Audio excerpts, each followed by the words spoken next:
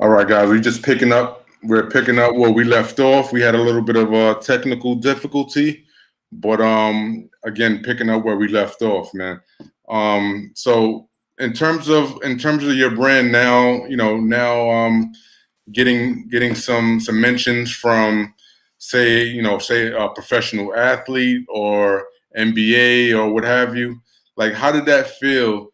Taking your brand to the next level. For me, when I got a chance to stand on that NBA court as taking it from an idea all the way to fast forwarding all the way to me standing on a court doing what I do.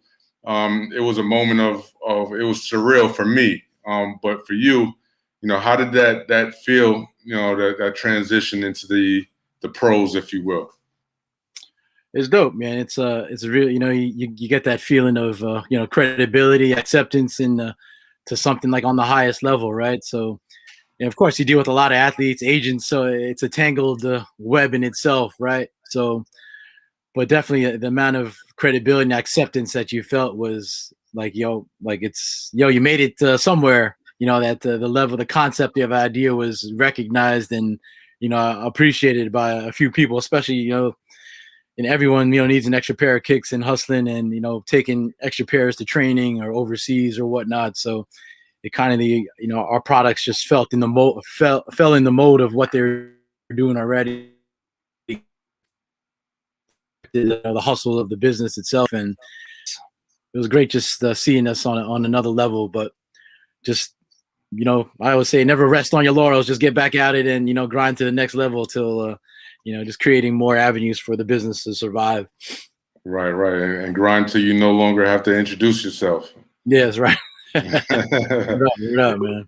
Right.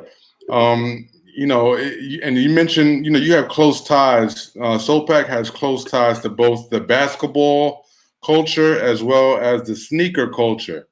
Now, what out of those, those two kind of genres or cultures, if you will, kind of keep you motivated? Because I know you try to keep in tune with what the ballers kind of want. And then you got your sneakerheads who you kind of you want to cater to as well. So what can you kind of make a correlation between the three, and what kind of keeps you going with respect to those three cultures? Yeah, definitely, man. I think, like I said, a lot of this was influenced from I was that little kid coming up, 90s, Nike commercials everywhere, from starting with those Converse commercials we talked about with the weapons, with Bird, Magic. Then, of course, Bernard Kenyon was in the long version. Mark Aguirre, Isaiah, all those, McHale. So it's just a matter of, that influence. For me, it's always expressed through the product. So I think, for me, I think basketball is, first and foremost for me as a basketball head. But, sneakers is right there alongside of it. Those influences are really hand in hand for me, man. From the first pair of Jordans you pick up, and it's that whole iconic shoe is what made this whole thing go right. For for better or worse, the crazy world of sneakers is the iconic ones, and the threes with that Mars Blackman commercial was what really kicked it off for me, man. So, but definitely basketball, but definitely sneakers goes right alongside with it. Right. Now, in terms of like piggybacking off of that question, you mentioned sneakers, you mentioned the ones, you mentioned the threes. Like, is it like, can you just like put a Nike shoe in your commercial or in your advertisements or what have you, or without any kind of, is it like a guerrilla marketing tactic, or is it just like, all right, well, it is what it is, and if they see it, we'll deal with that issue when if we cross that bridge, we'll cross that bridge when we get there. Is that or is it it's all pretty, like I say, it's everything's organic. It's whatever shoes that I have on hand at the time, or whatever my homie wants to lend me that's available for the video that day. So a little bit of everything, man, but more so it's like what's fresh on the that I have in my storage as well as what my homie has that we could loop into the video at the time. So Right. No discrimination. No discrimination. yeah, man. All brands welcome in our bags, man. That's what I say. We're universal, man. This is United Nations of shoe packing in our bags, man. Right. Of course. United Nations. Yeah, that's right. Now, in terms of being a owner, operator, CEO, or what have you, what's the most difficult part of your job? Putting all this together for your brand.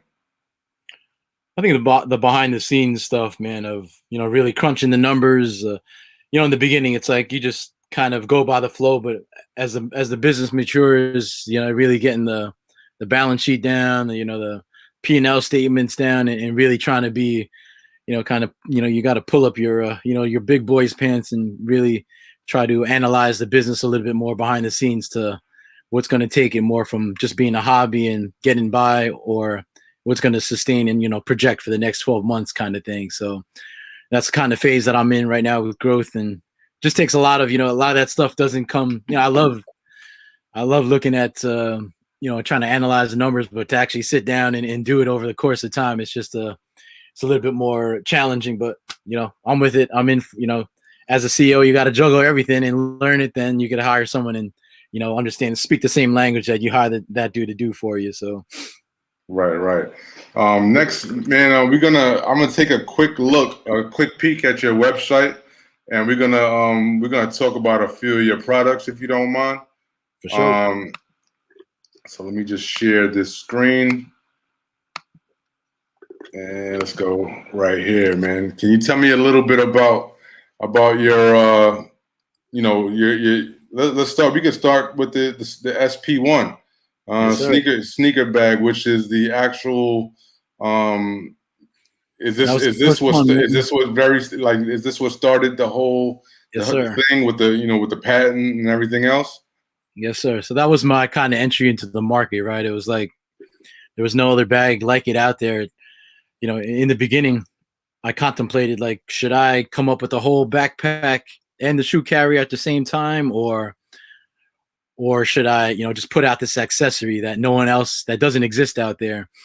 So, the SP1 right at the top is what kind of the greatest point of differentiation. We had a patent behind it. We had it was a unique bag that could assimilate onto anybody's backpack at the time, and it still can. So that's our biggest point, where, we could rock that bag on, your Supreme bags, your Nike bags or whatnot. As long as you're going places and you need extra room for kicks, man, we provide that avenue for you. So absolutely, different colors, different. You even got some NBA teams in there, some limited editions. These are so you have like individual. Mike, can you hear me?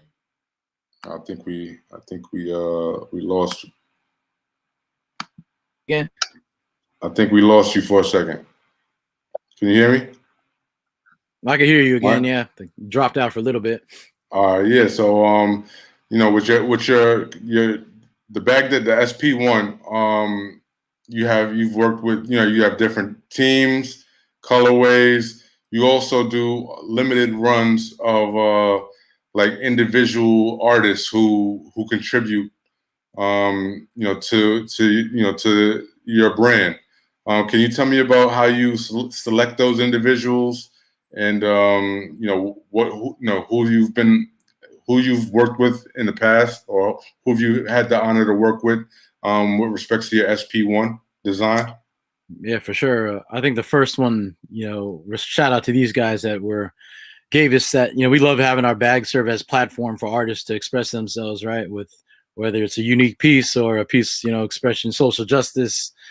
It's really important for us to have that platform for people to create with. So, Mr. Mustard right there from Jersey City, he was a local homie that just, we just connected through Instagram and Twitter and whatnot. And, that piece right there is, it just, you put yourself, it was, I put my hands into the divine hands of justice, and I free myself from the hands of I forgot the saying exactly, but it's kind of, you trust the process, and you you give yourself into your work, man, and that's exactly what his work spoke to me.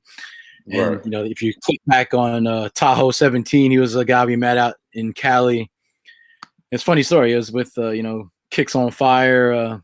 Shout out to Jazare Allen Lord. She gave us one of our early breaks doing some stuff for Kicks and Fire at a store, Millennium.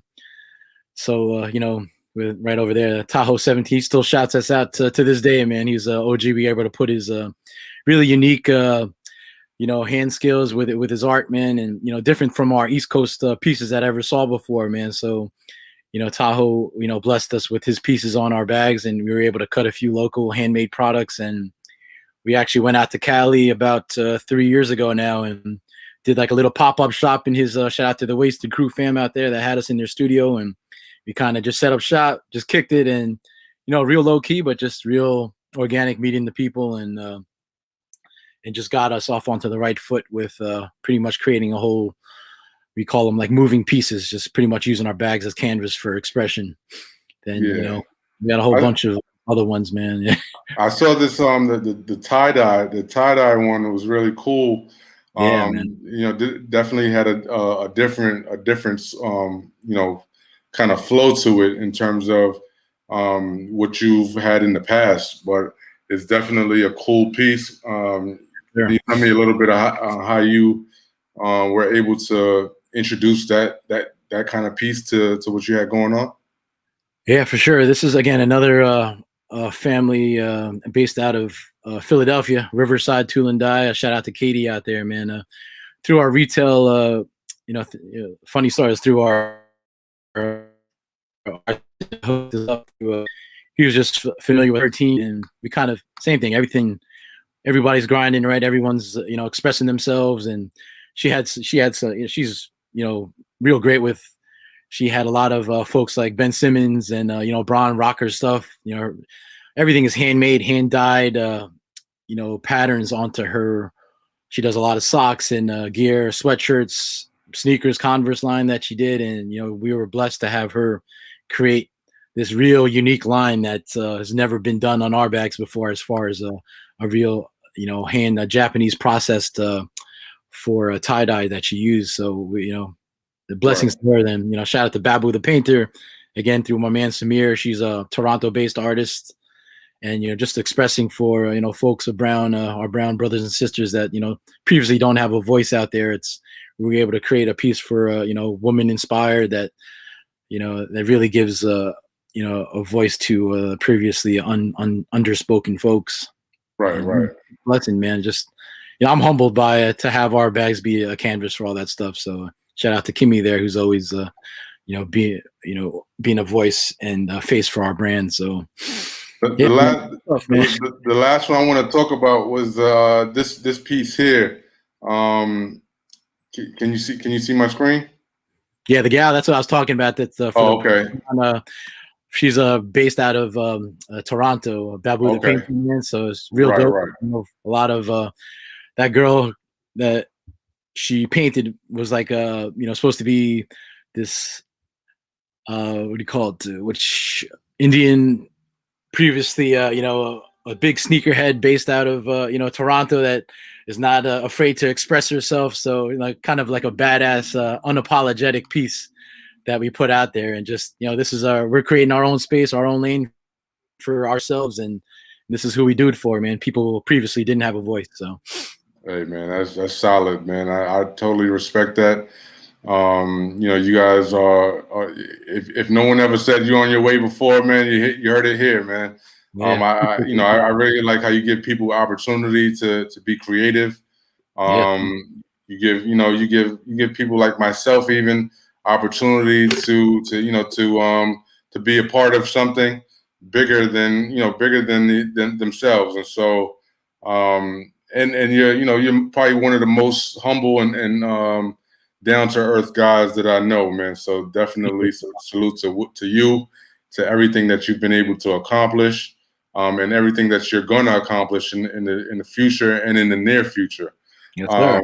Now, before we kind of wind down a bit, I want to ask you about in terms of your if your younger self can talk to your older self, man, like what advice would you give to your older self, knowing the stuff that you know now with respects to the industry, the way that this whole market operates, and just the business in general.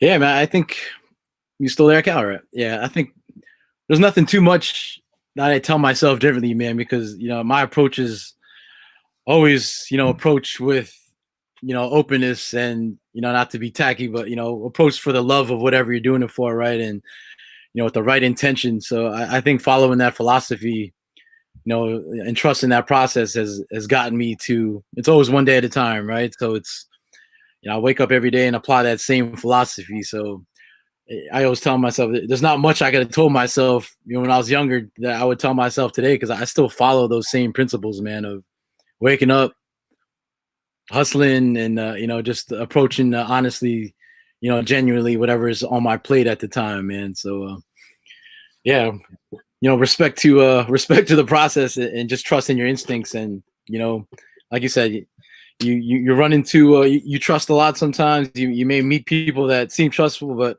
those little bumps in the road don't last long. But what lasts more is real relationships, like with all things hoops, with Hoops in the Sun, with just people that are down from the day one, and just willing to grow with you, man. So that's what really matters, right? It's like you'll get those bumps in the roads. They'll be all right. You'll take that detour. You learn from that lesson, and you'll move on, man. But here we are, man. We here, as the Knicks say, right? We here, brother. Speaking of the Knicks, man. Speaking of the Knicks, how about that game, man? I know you. My heart's still racing, man. That's crazy, bro. You got them. Obviously, you got them coming out of this first round, right? Yeah. Yes, sir. Yes, sir. Let's hope. Let's hope Trey doesn't get too offended by everything that happened in New York, man. Hey, I saw you spit on Trey, by the way, man. I saw you at the game. You spit on Trey, and that was uncalled for. They won't let me back in the Garden, man. Hey, one day you were on the court. I saw that picture that happened right before the Trey Young incident. So that picture I put up with the advertisement for this for this live happened right before Trey Young was spit on. So shout out to you for doing that. Nah, just kidding, man. I don't want the wrong people to see this. No, definitely. We stand behind Solepack wholeheartedly over here at All Things Hoops, man. Really appreciate you taking the time out of your schedule to chop it up with us or chop it up with me rather. And I'm excited, man. I'm excited to see what's in store for Solepack. I'm excited to see to watch your development, and I'm just excited in the process, man. I think that as I thought at the very beginning when I met you, that you have a very good product here, man. Fantastic product that the sky's the limit for, and you just got to get into the right hands and into the right to the right people, and after that, man, you're taking off. So. Don't forget me, man. Don't forget me, man. Likewise, man. You're doing the same thing, man. Don't forget me either, man. When you were Stephen Smith's job, man, let me on the set for a little bit or something, man. Yeah, no doubt. I got you, man. I got you. But with all due respect, man, appreciate you, and definitely stay tuned. Everybody, make sure you tap into their social media, IG page at Solepack. The website again is thesolepack.com. Make sure you go cop up, man. It's a good, this guy's a good guy, making a good product, and hey, let's make some history here, man. Be a part of something. Be a part of something greater than yourself. That's right. And let's make some history.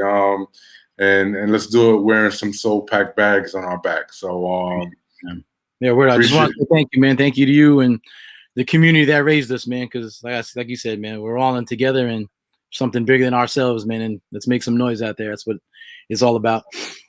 Absolutely, man. I appreciate you, and we'll talk, man. All right, man. Peace. We got it done, man. One way or another. We're gonna put something together, man. We're gonna put it together and make it pretty. Make that editing process work, man. I got you.